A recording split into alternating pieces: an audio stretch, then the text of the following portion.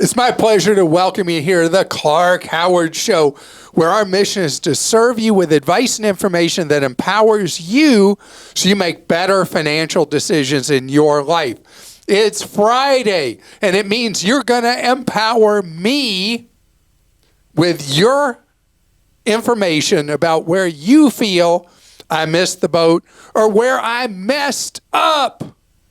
And later, you've probably been hearing more and more buzz about a recession.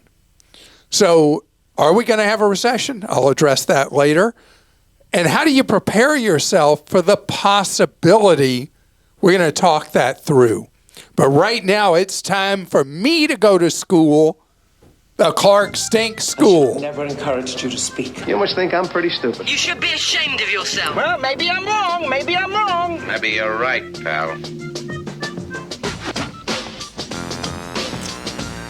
All right, a couple about this one. Clark's joy of daylight savings time, claiming we get, quote, so much more daylight, just stinks. Since I can remember, since I was a child, I've hated this stupid practice of messing with my sleep schedule with a passion like no other. I will wake up too early or too late, struggling to get back to normal. As for the additional hour that is, quote unquote, so great, it's not so great, and I'll tell you why. As the change approaches every year, I wake up and the sun is out a little bit earlier. Just before the change, when I get up at 6:30 a.m., the sun is up, it's light out finally. The dark of winter is over. This lasts about a week or so, and then we change the clocks, and my 6:30 a.m. wake-up time is now moved back to 5:30 a.m., and it is dark again. My daylight is not saved, and it will take weeks before the sun catches up to this change.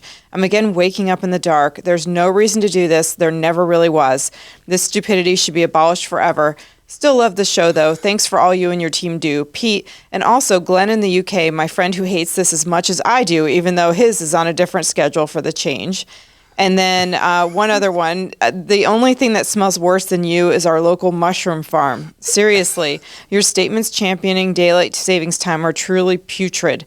Daylight savings time is extremely unhealthy and terribly disruptive to our lives. Why do we subject our cardiovascular system and our children to this farce?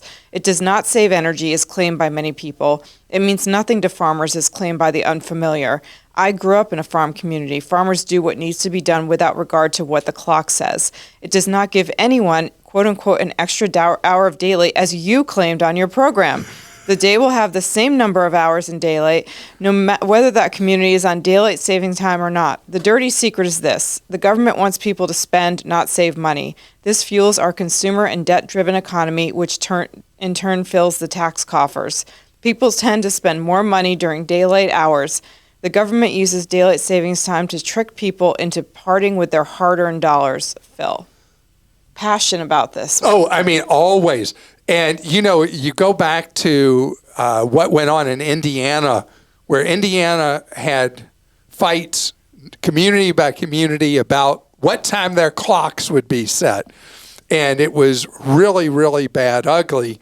And so for me, I get so much joy because in the evening, having those extra hours to go walk around and do things and all that, shopping is not a priority for me, but being able to be outside and hang out outside is just such an extreme joy.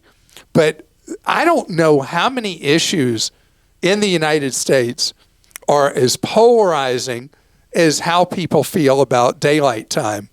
And we've debated it forever, and nobody ever can come up with something that reaches national consensus.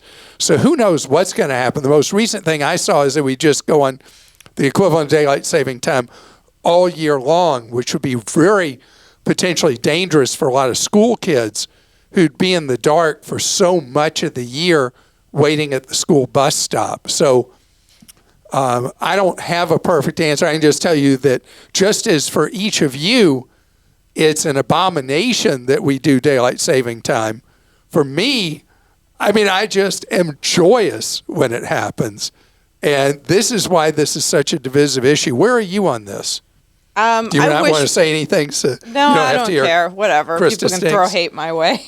I like it. I like the daylight time because my dogs get an extra walk. I like being able to have light later in the day rather than earlier. That's just my selfish opinion because I don't want to get up super early and walk them. I'd rather give them an extra walk at night. I enjoy it. All right, I was just listening to your podcast and shockingly, an ad came on for one of the big banks. Are you really relying on a big bad monster mega bank to keep the lights on? Please, Clark, say it ain't so, Robert. I don't know about this. So this was on a platform where they control the ads, but this particular big bank we haven't had a lot of issues with lately, so I don't know that we would reject if it was a directly bought ad. So I should explain this on websites, on podcasts, so many different things now. Even now, some television, interestingly enough, is done this way. Programmatically. Yeah, they call it programmatically. So these are bid-placed ads, and we can do blacklists for certain kinds of things that don't air, or certain categories. But outside of that, if we don't direct sell an ad, then it is what's known as a programmatic, and I don't even know that those are airing. And in our case, dynamically inserted, so it's not like we would see it in advance either. And so explain this to me. Are the ads zip code targeted with a podcast, or is it the same programmatic ad that runs everywhere? You know what? I don't know if they can do that with zip codes or programmatic ads. I know direct sold ads are just on the entire podcast. It doesn't matter. Because now with streaming television services that are ad supported, a lot of the ads now are crazy hyper local. Oh yeah. On the streaming services, and more they're able to target ad agencies and time buyers are able to micro target down to almost like specific neighborhoods where you're seeing different ads than a friend or relative across town. Yeah. All right. There were some gambling ads that were showing up on the podcast, and I did online gambling. I did block those. All right. Thank goodness. I just listened to you talk. I had a relative arguing with me just last night about my objection to all the promotion of gambling right now. And he's like, how can you be so libertarian-minded and not want these ads for gambling running? That's a conversation for a different time, right? Oh, yeah. I just listened to you talking about how you go about confirming your rental car reservation about after booking through Costco or another third party. You said you go to the car rental agency directly and then, quote unquote, claim your reservation. Can you explain what you mean by claim and exactly how it's done? There's no button or function on the website that says claim your reservation. I'm a little confused, and car rentals can be a little bit of a nightmare, so it would be helpful, Linda. Linda, I'm sorry that I did that so shorthand. So each car rental agency, the major car rental agencies, have a button to view, modify, or cancel a reservation. And that they'll be called that. Several of the companies use that exact phraseology, or something where you would go to modify a reservation is usually the kind of thing you're looking for. So you click on it, you put in the confirmation number from the third-party booking source, like my situation with Costco, where they give you the Costco confirmation, then the rental agency confirmation. I put in the rental agency confirmation, my first and last name, and then the reservation pops up. I'm able to do pre-check-in. It's always good to have pre-check-in with a car rental. And I'm usually able to not even stop at a counter and go straight to the lot, even though I book most of my car rentals through Costco Travel. Clark stunk more than the bucket of claims I forgot in the trunk of clams. I guess it was the bucket of clams I forgot in the truck of my car. On February 3rd, a caller wanted advice on what to do with their timeshare that had a $2,000 monthly maintenance fee. That number may have been wrong, but the answer, Clark suggested that someone could get a timeshare and even get paid to take the timeshare. Christa was politely pushing back on Clark's stinky suggestion, but he said if you get someone to pay you, at least you're going in with your eyes open. Clark, this caller was telling you about outrageous monthly fees, but you ignored that and suggested that people get into a timeshare if they get paid to take it. Mr. Howard, that is terrible advice. I think you should put a timeshare on your never, never, never, not ever list. And that's from Steve. Steve, I despise timeshares. There are people who love having them, know about all the terrible fees, know that they're generally trapped in it, and so, but they love having them, and they've worked out for them somehow. And so if they can get one where they get paid to take it over and they like the place, the location, then more power to them. But timeshares stick to people like glue. And I'm sorry that I made it sound confusing, because I have always despised timeshares because they have the disadvantages of ownership of something or commitments of ownership without the benefits. And that's why what you said and your fury at me about it is probably correct, that I was too cavalier about it. And the problem with the fees the person's paying is that it's hard to get out. That's the core problem, is getting out of that timeshare. How do you do it? And the reality is, a lot of times you have a timeshare, you can't even pay somebody to take from you. You said that if the bank will not accept electronic payments from your bill payer, you should pay the bill on the bank's website. You could have mentioned the alternative. Set up auto pay on the bank's website for the minimum amount due to be debited on the due date. That way you will never have a late payment. If you pay the full amount before the due date, then the automatic payment gets automatically canceled. Not always true, actually. This works for Citibank and most other credit card issuers, Rick. Okay, so let me see if I follow what you're saying, Rick. You're saying set up where you auto pay only the minimum at the credit card website? Mm-hmm. That's fine if you want to do that. But the problem is if you normally pay your bills in full, there's so many problems with now paying credit cards or mortgage or anything like that through your own financial institution's bill pay service, where the money just doesn't get into the account and credited on time, that it has become a better idea to pay on the website of who you owe the money to through a direct ACH there than to use the bill pay service through your financial institution. Clark doesn't stink, but is pronounced... Okay, I'm sorry, I forgot one other thing. Always pay your property taxes that way at your county or governmental authority website on your home, where you go directly to their website and pay there. Do not pay by mailing a check. Criminals are looking for those checks. They're written usually for a larger amount of money. They wash the payee and they run off with the money, and your property taxes still aren't paid. Clark doesn't stink, but his pronunciation can certainly use some continuous improvement. He says he loves the Japanese practice of Kaisan, continuous improvement, but the word he's looking for is Kaizen, Dan, and it is pronounced like that. Kaizen? Yes. It's so funny. I've only called it Kaisan for, 40, 50 years. Kaizen. So you give Think more of it emphasis as you want to to be the zen. Yes. Kaizen. Clark's, Okay, I'll try to put that in my brain. Clark stinks like a drawer full of stinky gym socks marinating in the sun. Clark, it's time to give up Costco. I did price checks between Costco and grocery stores. Clark's holding his neck for everyone who's not watching. Costco is no cheaper with very few exceptions. Meanwhile, I shop at dreaded Kroger. Prices are good and frequently better than Costco. I also watch their digital deals and use their fuel points. Friday is 4 times fuel points. Guess what day I shop? Friday. My wife has an F-150 with a 30-plus gallon tank. I've gotten the price down to 7 cents a gallon, but frequently she pays below $1.50 a gallon. If my wife shops at Costco, my blood pressure goes up. She's a budget buster. She wanders around and fills up her cart. When she shops at Costco, our grocery budget goes up by at least 1/3. I had to ban her from Costco. Yeah, I banned her. So why do I keep my membership? Here's the deal. Their Costco City Card has great cash back, 4% on gas, 3% on restaurants and travel. Even after membership fees, I net over $700 a year. Also, there are no international fees, so it's great for travel. Before you ask, no, I don't get gas at Costco despite the extra 1% cash back.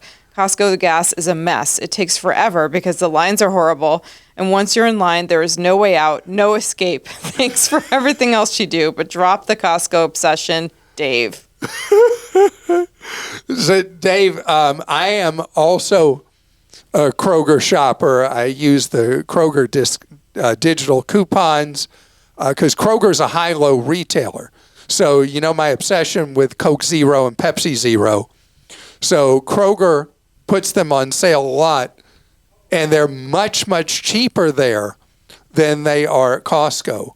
There are a number of items that if you just buy the Kroger items with digital coupons, you're getting an incredible deal. Kroger's doing it because then they hope you buy the other things while you're there that are not on sale, which is why they're called a high-low retailer.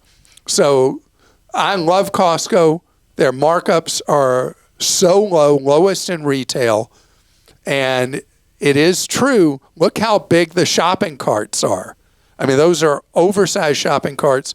They live on people buying impulse items, filling up those huge shopping carts, or if you're from a part of the country, they're called buggies, filling up the huge buggy and buying all that stuff that later on reflection, oh, we didn't really need it, or food that goes bad, you throw out.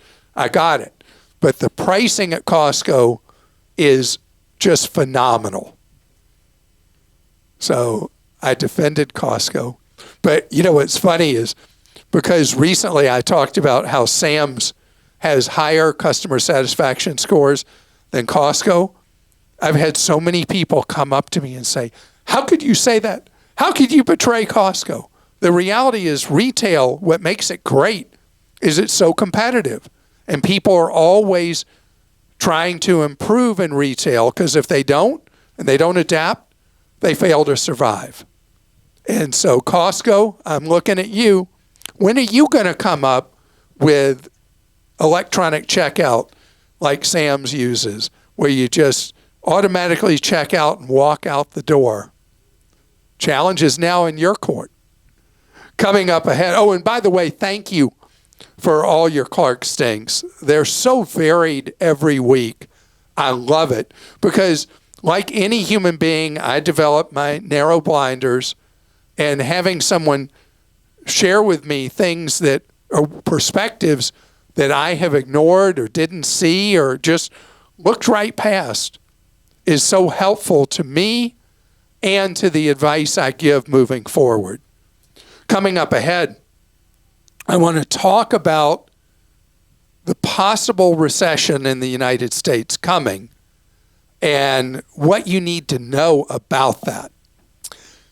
So more and more angst in people about the economy.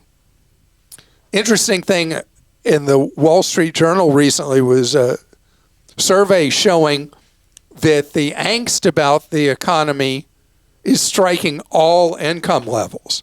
Now, let's face facts. People at the higher end of the income in the United States, people earning a lot more money than average, they've been having really great times. But they're kind of freaked right now, which only means they've joined a lot of people at the lower end of the income scale who've been struggling for a good while, where inflation was devastating and left them without enough money to pay monthly bills. The airlines that depend so heavily on wealthier people and on companies spending money on travel, their stocks have gone into a deep dive because what's one of the things you can cut out right away is discretionary travel. And so now economists see the chance of a recession somewhere, depending on who you believe, somewhere between 40 to 60%. Now, just because there's a chance of a recession doesn't mean we're going to have one. But I would say the odds are much higher that we're going to have something that is referred to as shorthand in economics as a growth recession. A growth recession is when the economy continues to grow, but at a very slow rate. But it's slow enough that there are more layoffs that people experience, and getting a new job becomes more troublesome. There are people who believe we already have those conditions in the employment market of what is referred to as a growth recession. But we could have a recession. It is normal to have a recession. It is normal for the stock market to have periods of extreme exuberance followed by a lot of pessimism, which is what we've got right now, going into a correction. Maybe we could have a bear market, which is basically double the loss of a correction, 20% down. Stock market's been way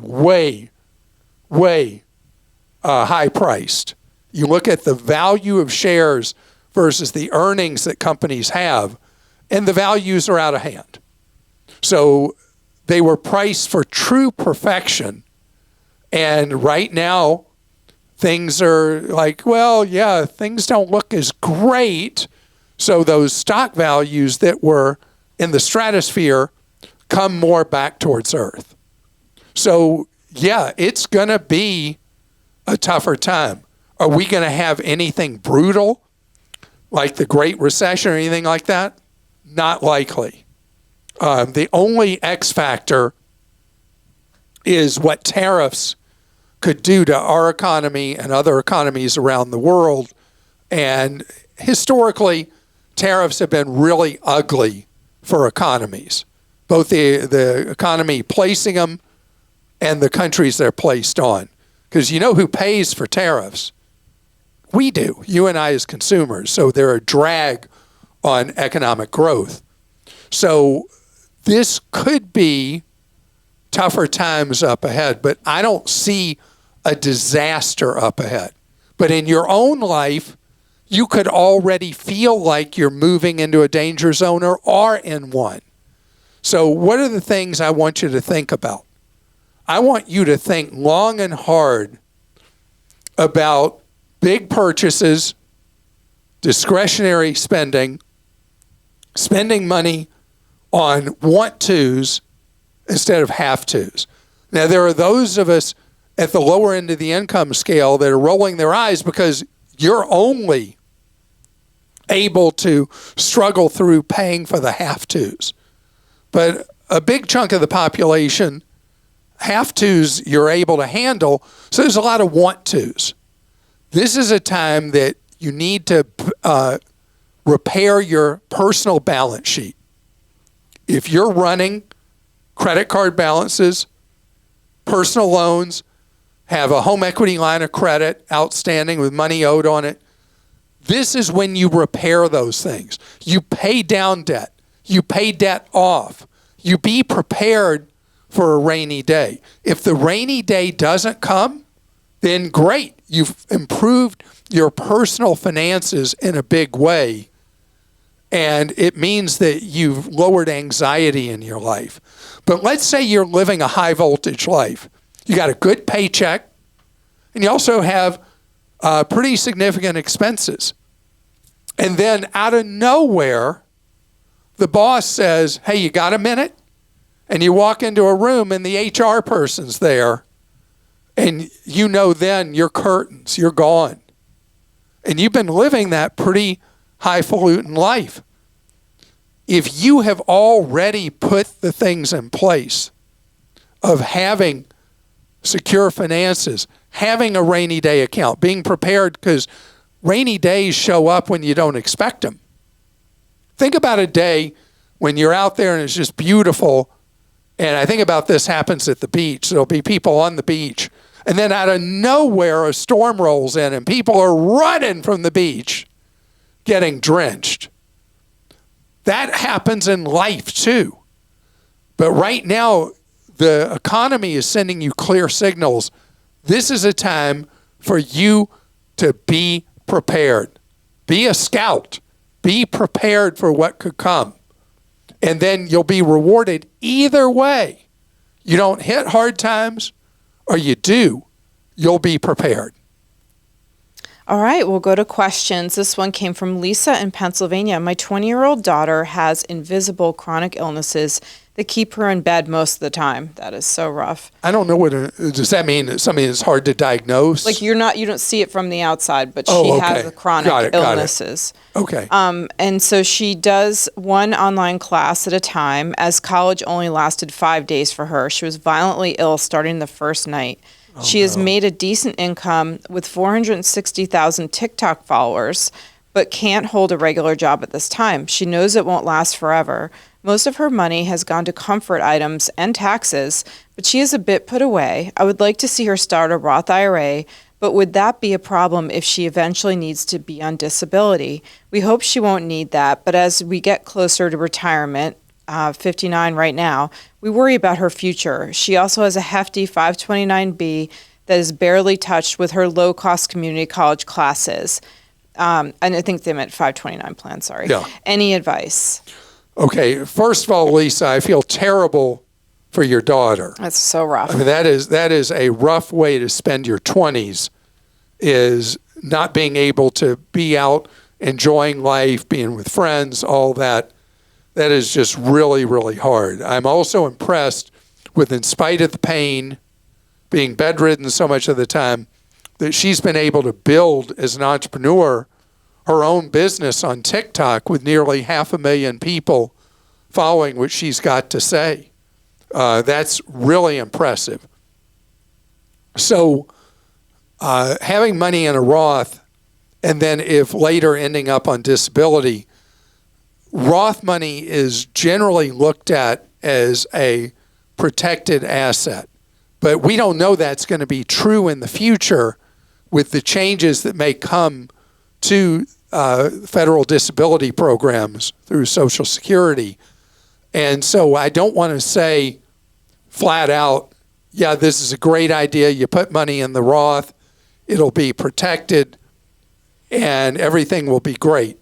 There's a shakeout going on right now on what's going to happen with Social Security disability. And so I can't say for certain that the money in the Roth would continue to be a safe, protected asset. Too hard to know at this point. But normally, when you think of money in a regular account and you think of money being in a retirement accounts are generally given a meaningful layer of protection not available to money in a bank, credit union, or in a regular investment account.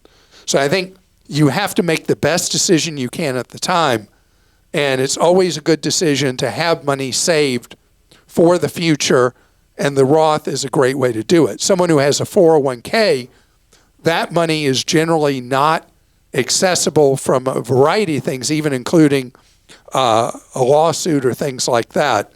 But because she's self-employed, the Roth would be a good idea. And that 529 money she's never going to use, if that turns out to be the case, eventually that money can go into, be moved up to $35,000 under today's law, can be moved over the years into a Roth IRA. And best of luck to her. I hope that she can get her arms around the illnesses that are incapacitating for her. For sure. Erin in Georgia says, I own a small medical practice. It seems you give a lot of advice on not paying medical bills when getting collection calls. What should be my proper procedure to collect the amount a patient owes? What are my options to get money owed to me to run a business? Erin, I love that you gave the complete opposite perspective. Here you are running your own medical practice, and truth, people look at medical bills as optional last priority versus most any other bill they have. And in a small medical practice, as so many people are doing now, they require payment in full up front for non-emergency care. And, you know, today, if you do accept insurance at your practice, you have a pretty good estimate electronically before you've done something what the patient copay is going to be and what the portion you need to collect to protect yourself. So this is a decision you have to make to protect yourself financially as a small medical practice. Are you going to require upfront that people pay their bills at the time you render service? And I compare it to a dentist, that when you go to a dentist, they're not saying, oh, well, you can just pay us whenever. What do dentists do? They collect that money from you up front and know they're getting paid. I mean, there may be an exception somewhere, but not that I've heard of. So I think about the way you do things with your dentist when you go see him or her. You should be doing the same thing in your practice, because you're right. People treat medical bills, once service is rendered, as somewhat optional. Shannon in Virginia says, I frequently shop online with various companies for products like pet supplies or beauty products or supplements for myself.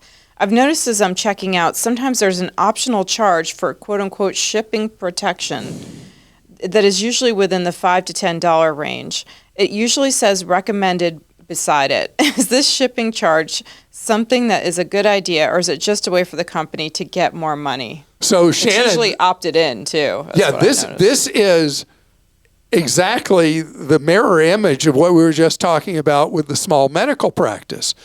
Is a lot of small companies. I don't know if any large ones. Have you seen it with any large ones? I don't know what you consider large, but yeah, clothing companies that are doing decent the $5 size. to $10. Yeah. It's 5 or 10 now. So they're saying, hey, wait a minute. We're having all these hassles with stuff being stolen by porch pirates, or stuff being coming damaged or ending up lost. And this is really hurting us as a business. So now we're no longer going to guarantee that delivery unless you pay this optional, it's like a pseudo insurance charge. And this is something we talked about on the podcast a couple of months ago about this going on. And my attitude is that's a problem for you as a consumer. And what's happening elsewhere in the world is, you know how we have, Amazon has the lockers, and there are these lockers for scattered other retailers, or you with physical stores that have online ordering and physical locations where you can pick things up. This is how people are dealing with these problems elsewhere in the world, and we need to think about doing this more and more, because traditional package delivery to our door isn't working well anymore because of all the theft rings and then the other problems that can happen. So instead of paying $5 to $10, I would have an item diverted to where I could pick it up, that it's clear the item was received or not. And you shift the burden of proof from you to the retailer. Not every retailer's come up with an arrangement like that, but it needs to happen. I mean, I think about all the financial problems with the Postal Service. Why aren't they doing this as many postal services do in other countries? I had mentioned a while back that my wife and I were recently in Australia, and all over the place in urban areas, you see these package pickup points where you're given a box number and a code that opens your box, and self-service, you get your item out because they've had to do something there about all the porch pirates. We need to be innovative here as well to make it better for the retailers to not get stuck with all these problems, and for you as a consumer not being left in a position that you're being told you have to insure the package coming to you because we don't know what to do about all the theft problem. We can fix it. I want to thank you so much for joining us today on the podcast. And I hope that you have an absolutely wonderful weekend. Know that everything we're about is empowering you, whether it's what we do on social media, with our newsletters, with our websites, Clark.com and ClarkDeals.com, all weekend long, serving you around the clock. So you can save more, spend less, and avoid getting ripped off. See you on Monday.